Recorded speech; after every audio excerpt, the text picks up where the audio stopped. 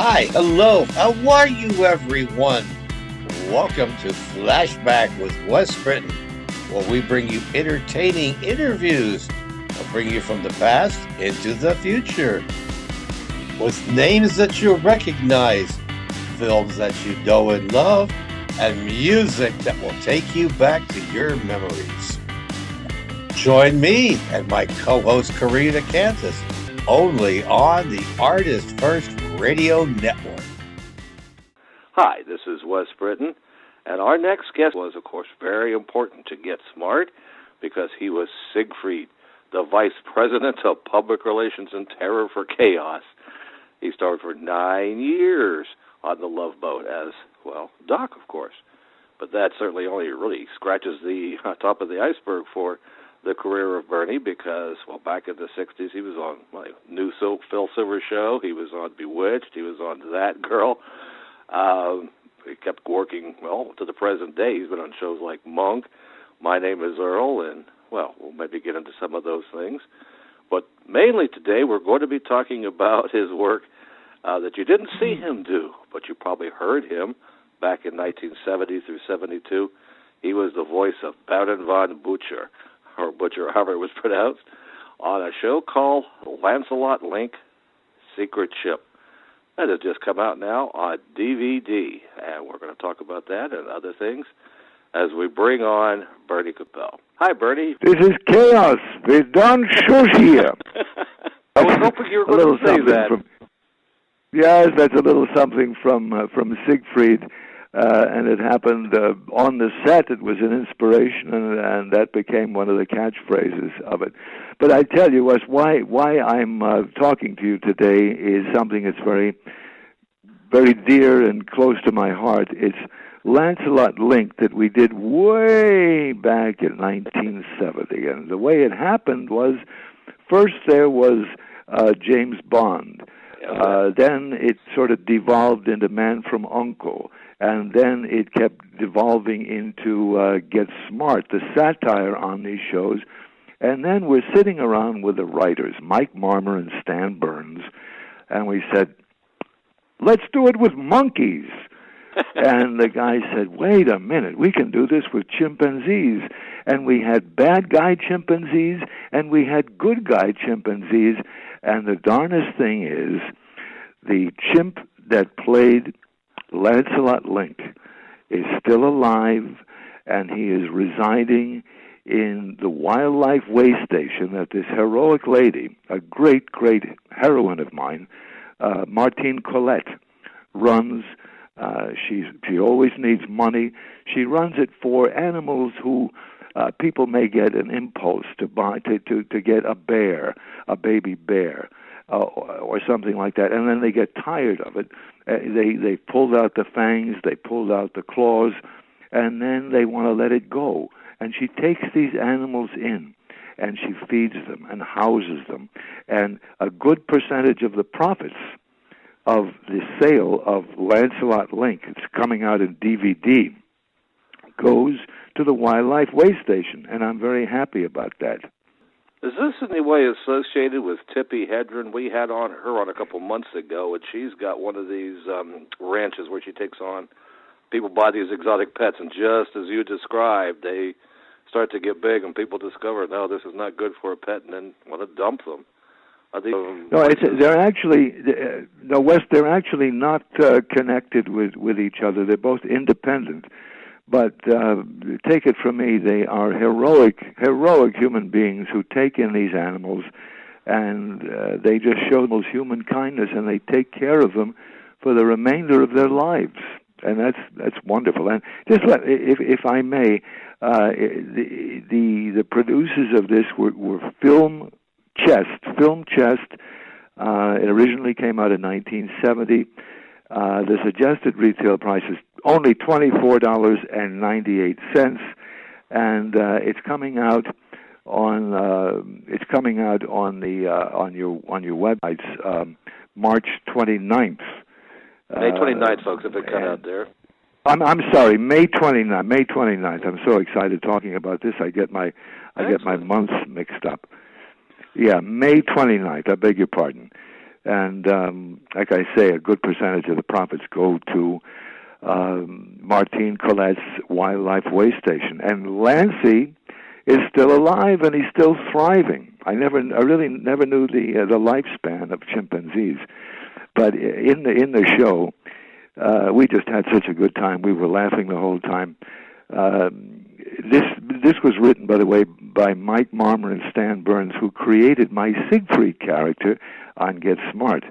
So there was Baron von Butcher, and we had all of these, my hench people. We had, a criminal headquarters for Underworld Master Plan. This was my organization, Chump. And it was, you put those letters together, and it's Chump, an evil league bent on world conquest. And my band of bad apes included Crito, Wang Fu, the Duchess, Dragon Lady, Ali Assassin, you put that together and it sounds like assassin, and Dr. Strange Mind. Ooh, I can't wait. I have 2 kids, by the way. I'm going to be 79 next month, and my boys are 14 and 9, and I can't wait to get the DVDs myself so the kids can look at it and say, that's Daddy's voice. How about that? I just got my copy today. I haven't had a chance to plug it in. But what you would get on this set, folks, is there's 17 episodes. If you go online, you look around, people have different counts for how many episodes there were. And that's because the first season, the live-action bit with the monkeys was mixed in with cartoons. And then they did it again the second year. That was just a 30-minute version that were the spy adventures and all of that. And there were 17 of those. That's on the disc. We created a Lancelot Link documentary that was made a few years ago where they get into the history of it. And I understand there's a bunch of videos on here of the Evolution Revolution because Lance and his girlfriend, who was, it's a trivia question for you, Bernie. Yes, his girlfriend. I'm looking up her name. We had all of these strange names. Oh, it's Mata Hari. What the heck was the name of her?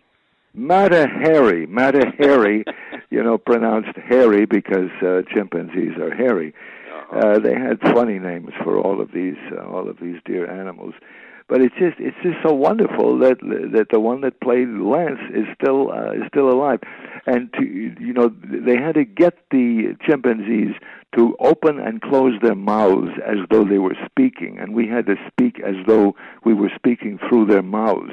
And some preferred peanut butter to make their mouths go up and down. Some preferred gum. You have to defer to the star of the show. And some preferred other little chewy things. So it was just so much fun to do. And we got to take care of our animals. We got to take care of old Lancey, who was just having a very lovely retirement in the Wildlife Way Station. Well, I've read here at Wikipedia, I don't know if it's true or not, but it says that in order to have you guys match your voices to the lip movements, that you had to do an awful lot of ad-libbing, so characters would kind of break into incongruous songs or nursery rhymes or anything else after their dialogue just to make the voices match. Is that what happened? Well, there was a very long speech, and the chimp Lancelot was just chewing, opening, closing his mouth, opening and closing his mouth. And at the end of this, he had a tremendous yawn. So I said, you people will now understand what I'm talking about. It is so important that you listen to me. I was bored with my own long speech. So that's one of your ad-libs. That's from there. Is it true that you created this voice to sound like Siegfried if he was in charge of KAOS? Exactly. This was Baron von Butcher. Yes, he sounded like Siegfried, and Lancelot Link sounded not so much like Agent 86, but he sounded more like Humphrey Bogart. He sort of sounded like, okay, sweetheart, we're going to do it right away and get those bad guys. That's what he sounded like. And the ingenious Joni Gerber did all the ladies' voices. She is still just this amazing genius, vocal genius, and you hear her on so many of the voiceovers on television and radio. Can you describe a typical episode from the series? Were there any of them that were kind of a favorite of yours that you recall?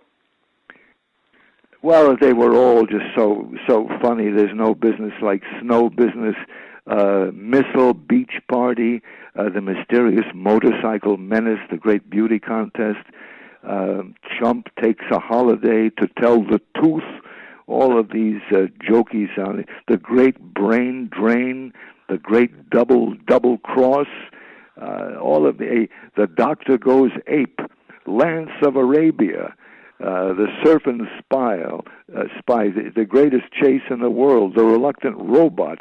So they had all these, and all of these were choreographed. I have no idea how they got the chimpanzees to do all of these movements and physical takes, but I don't think there's ever been a series like this ever. It was on Saturday mornings back in 1970, and it's coming out on DVDs. And remastered, and it's brilliant, and it gives kids today a chance to look at these chimpanzees who were such brilliant actors that they probably didn't know how brilliant they were at the time.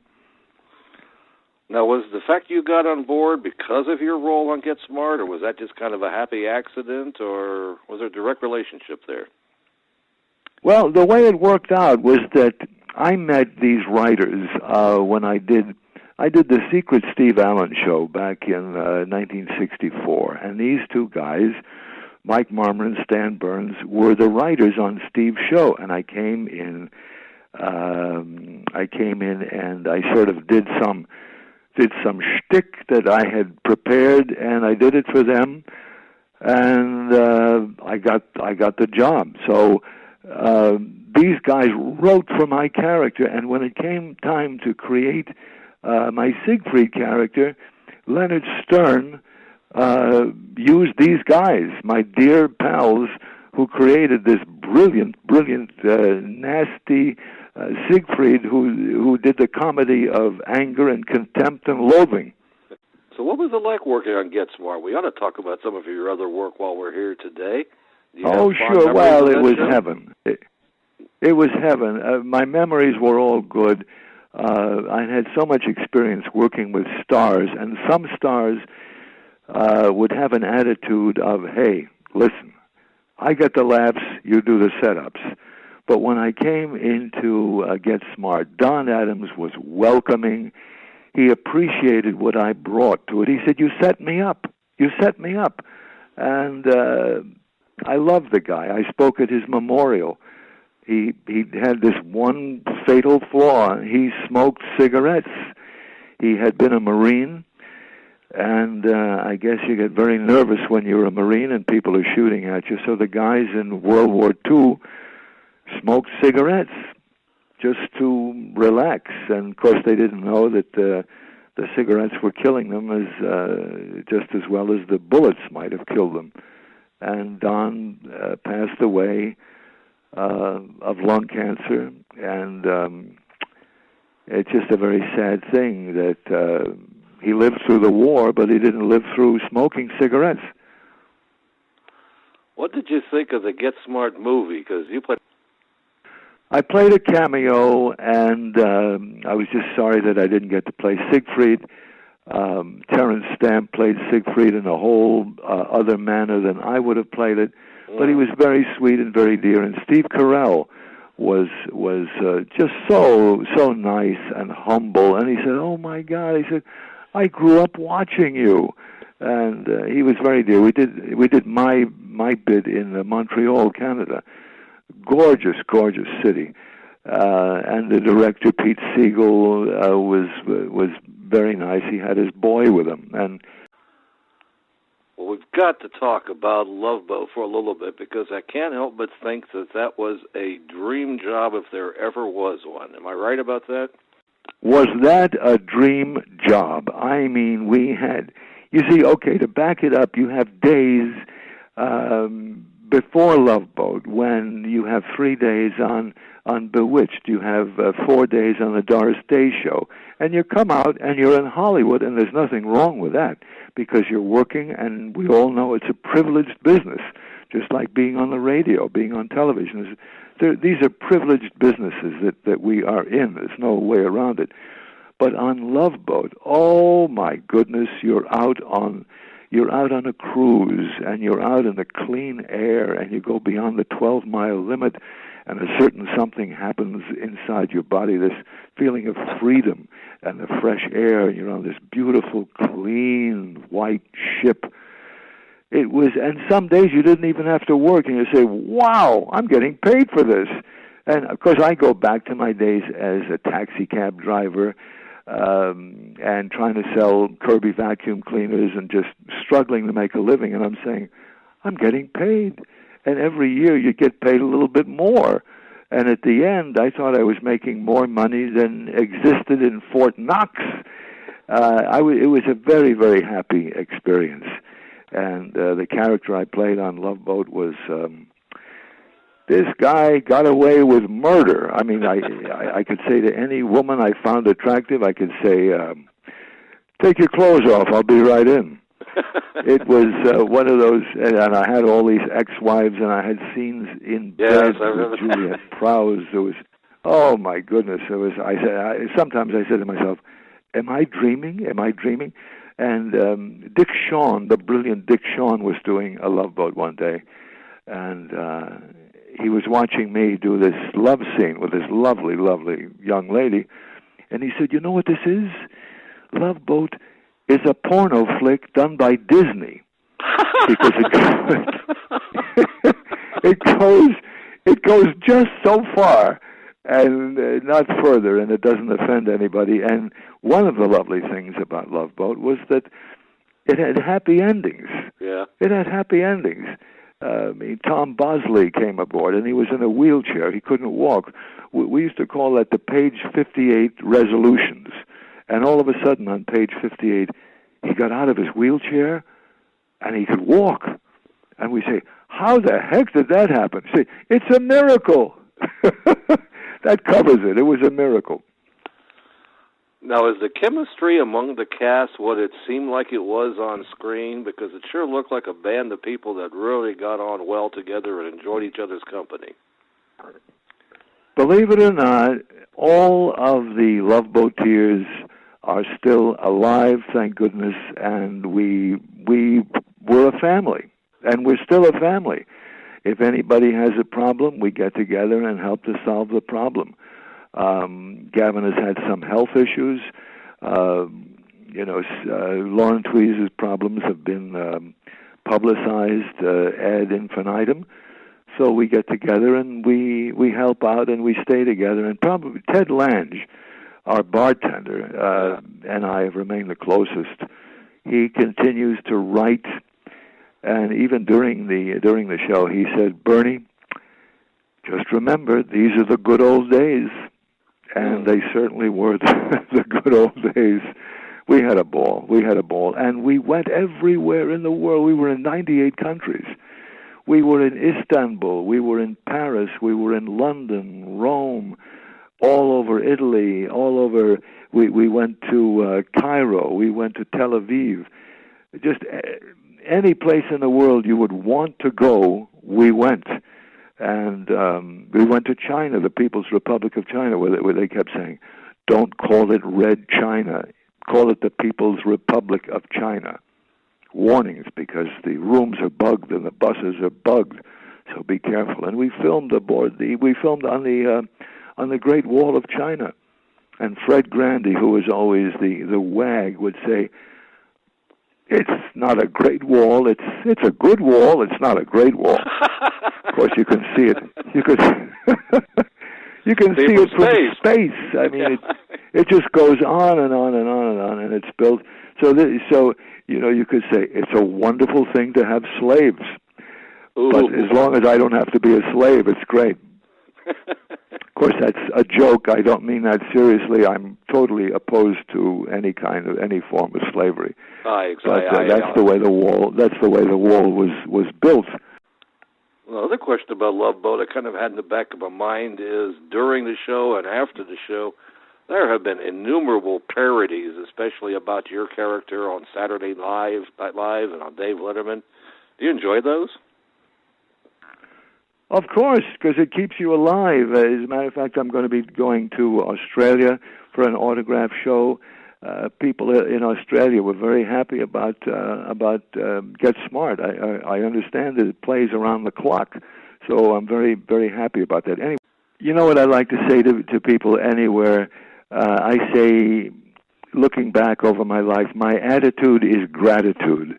There are so many things that I've gone through to get me to this point, and I'm so grateful. I'm grateful for my life. Well, we hope you enjoyed that episode. I'm grateful for my Don't family, forget that all for my young past boys shows who will are carry on Artist First Radio. after I'm gone. Join us They're next week for another beautiful, exciting healthy episode boys of getting into FlashBack. sports. And just everybody, just enjoy yourself and take time to give each other big hugs and smooches. And check out Lancelot Link, Secret Chimp, coming to a mailbox near you. So I guess with that, we'll sign off and say thanks to Bernie and